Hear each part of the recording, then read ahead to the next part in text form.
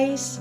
Continuing where we left off, we had already left Akil and we're just driving home, enjoying the views. Then we saw these beautiful mountains along the way. Sabi nila, maganda daw going to Clifden. And honestly, parang movie scene. Then we decided to stop over at Killary Fjord. Nahihilo na rin yung mga bata. So we thought, might as well stop, have some breakfast, and take a little break. And wow! Sobrang ganda pala dito. We honestly didn't expect the views to be this beautiful. Ang peaceful and surrounded by mountains. Ang ganda talaga. Definitely a good place to stop and just take it all in.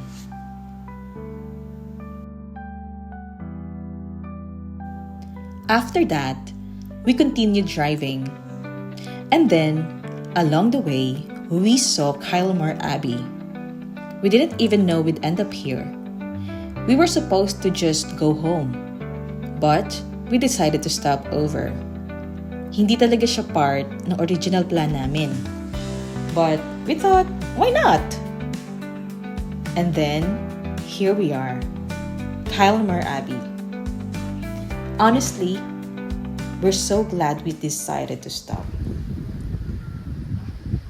Papa said the princess is a grandma. 45. 45 tayo lahat.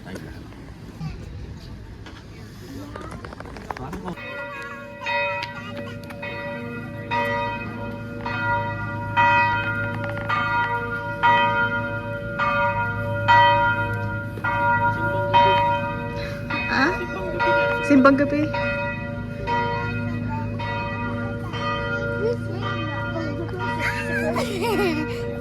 Hirap linisin yan. Tingnan kita, nag-security guard ako dun sa pintuan. Bakit? Sa tagahawak.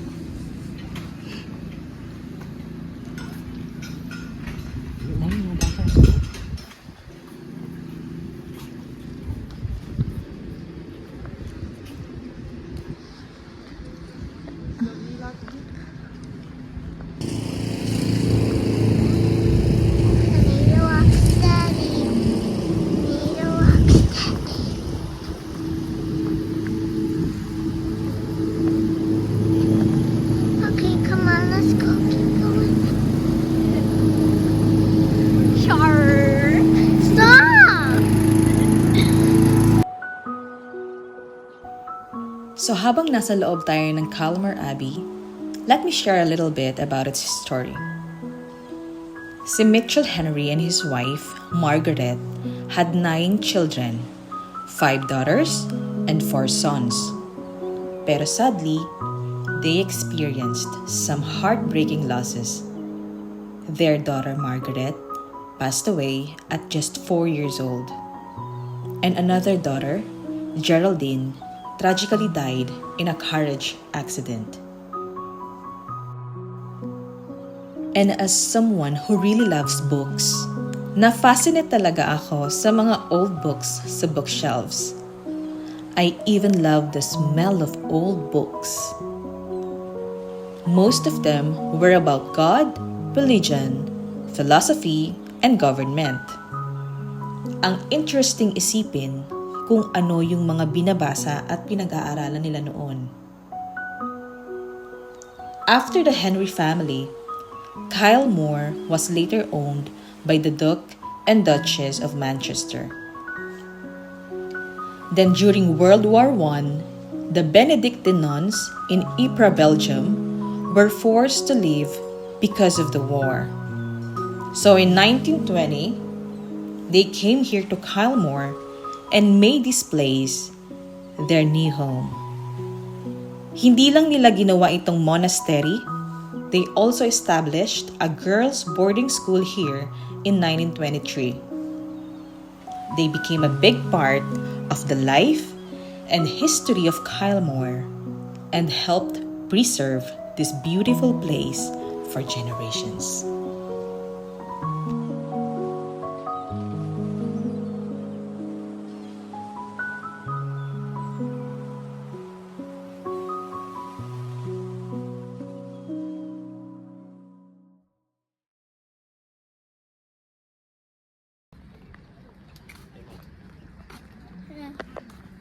Buhat-buhat mo yan. Doon na, go. Lakad. Ang magkasundo. Magkasundo. Anak, ayusin mo. Itaas mo si Yun. Okay.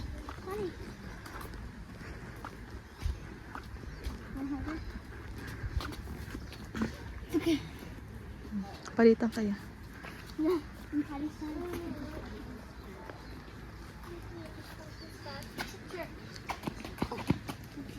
What happened? Okay, hold it up. Wow. Grabe, no?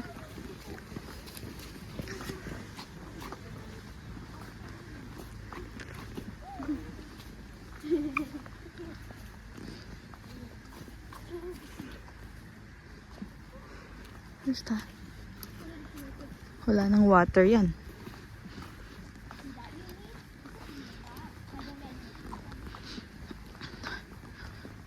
Tuloy kayo sa ano ko. Sa garden ko. Ano ba tawag dito, Papa? Sa estate ko. Tuloy kayo. This is a dream. Subdivision namin to. Subdivision nyo to. Ba't walang mga bahay? If it was a dream holder, Ay, ganon? Asan yung... bago lang. Ganon ba? Wala pang homeowner.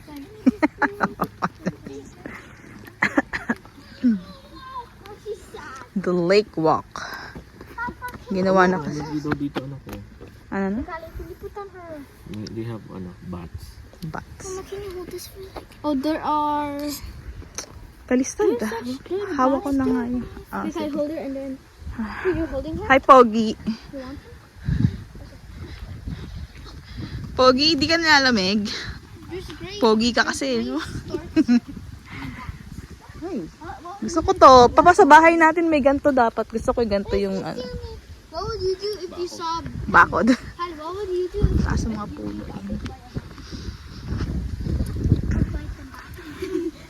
You bite me, I bite you. Iba pag may entrance fee, no? Talagang Oh, maintained. Kailangan talaga ano.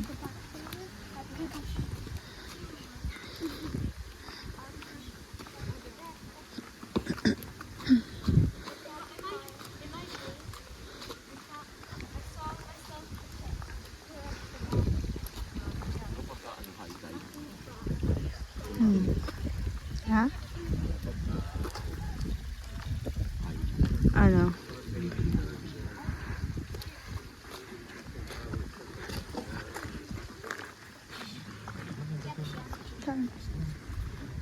Yeah, but she's cold.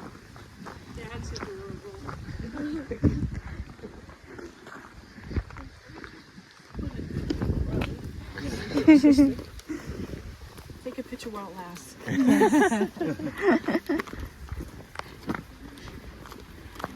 It's August tomorrow. No! School is closed. Umuulan. Mama, she said Papa. Yeah, a lot of times since yesterday. No, since months ago. Months ago. Arty. Ang arty-arty. Ate, ano dyan ha? Water na dun ha? Ganda ng puno na to, no, Papa, no? Ilang war na kayo nasaksihan nito?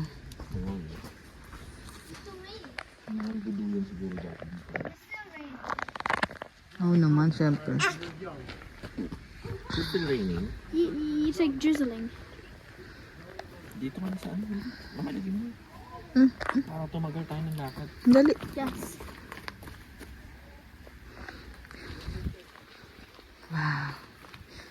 Ilang kayang tao nagligawan dito, no? Sa ano na to?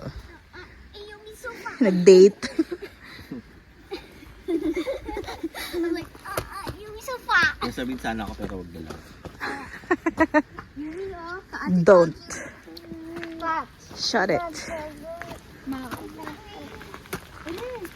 Still. Ay, hide under the tree.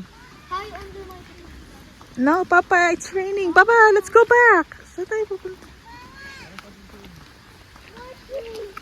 Yeah.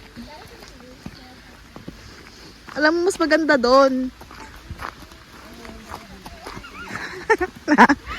Ano ba to? Hiking ba? Ano ba to? Hiking! Lamig ah. Yan o. Ayan o. Papa, yung sombrero ni Yumi. Ay, dito papa. Ano dito? The boat house. So marami nang nangyaring habulan dito, ano? We need to go to the boathouse so it doesn't rain on us. You go sing with me. Kali, mamaya. Mama, wait.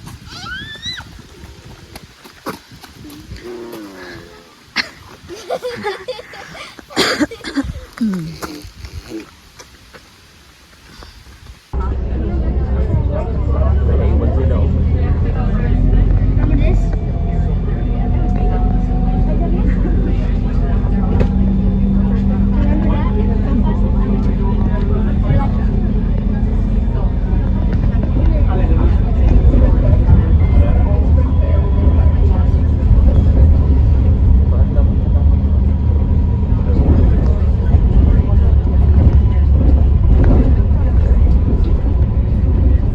Kali, we'll walk going back. Walk. Ayun. We'll walk going. You wanna walk going back? Want to? Right now.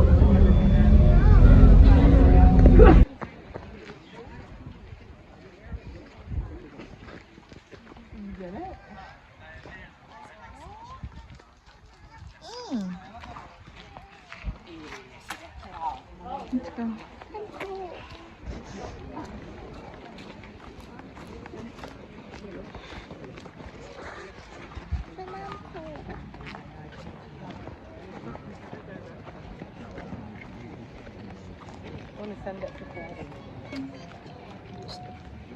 Kali, come here.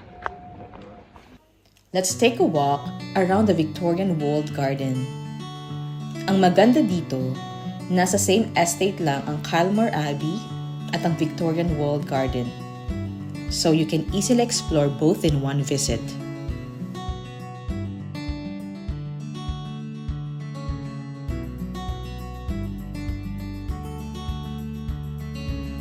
Ang daming beautiful flowers dito. And what I noticed is, most of them are also the kind of flowers you can see growing outside, naturally around the Irish countryside. Kaya ang fresh and natural ng feeling dito. Pero ang nakakagulat, hindi lang pala basta garden ito noon. At its peak in the late 1800s, it had 21 heated glass houses and around 40 gardeners. Sobrang advanced niya for its time that it was even compared to Kew Gardens in London.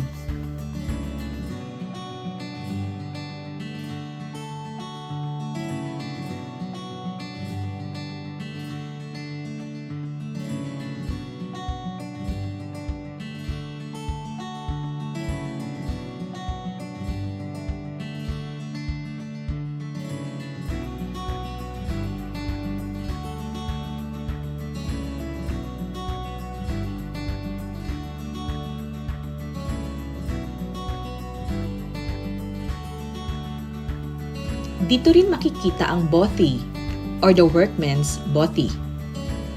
This was the live-in accommodation for several of the gardeners. For its time, considered na magandang standard ng accommodation na to. The gardeners worked extremely long hours from first light until last light. Pero Kylemore's workers generally received better pay and conditions compared to workers on many other estates.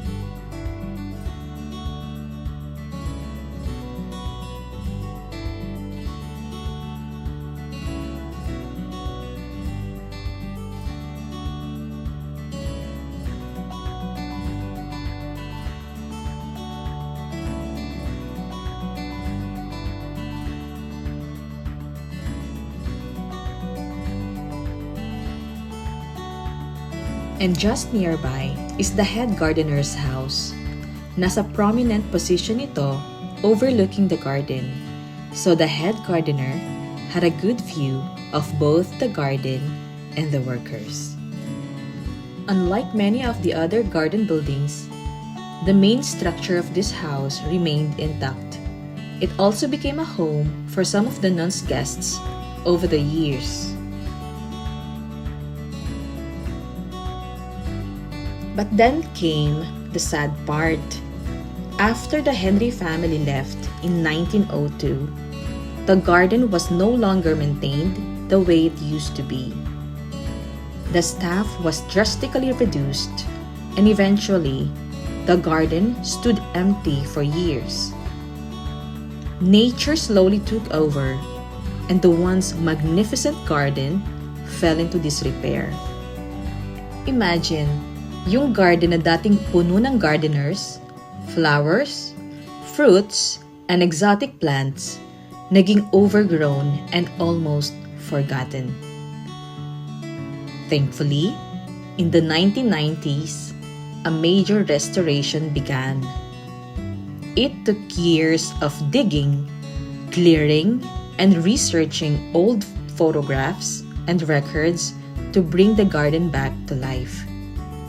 And today, ito na siya, beautifully restored and maintained with Victorian-era plant varieties.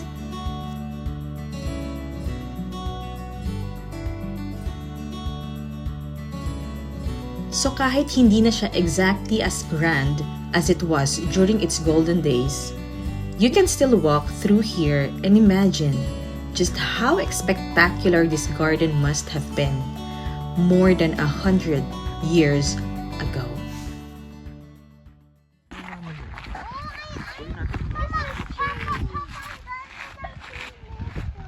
Yeah. Ay, pangit na. Andun na yung dalawa. May malaking ganyan along the road going to Akil. Ganyan. Oo, nasa Castle Bar. Nasa Castle Bar ata. Anong tawag niyo sa tree ko eh? Yeah, it's not gold. I like this. Maganda to sa Christmas. Araucaria. Araucaria. Monkey puzzle tree. From Chile. I love this. Ito naman yun. May bilang ba dito? Manghang yan.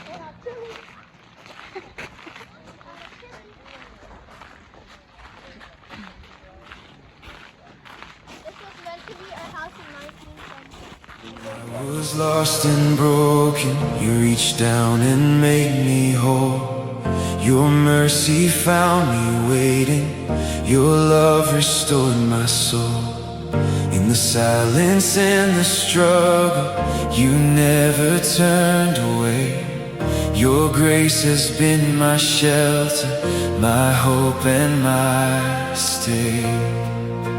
Great is your love, higher than the mountains, deeper than the seas. You never fail, you never change. Your faithfulness is all I need. Great is your love, brighter than the sunrise, steady through the night. I will trust you, I will praise you. You are my everlasting light.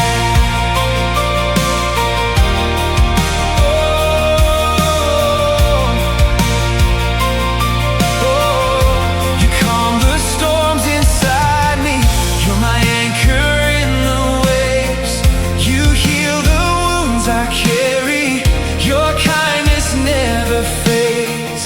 With every breath I'm grateful for all you've done for me. I'll sing your praise forever, for all eternity. Great is your love, higher than the mountains, deeper than the seas. You never fail, you never change. Your faithfulness is all I need. Great is your love, brighter than the sunrise,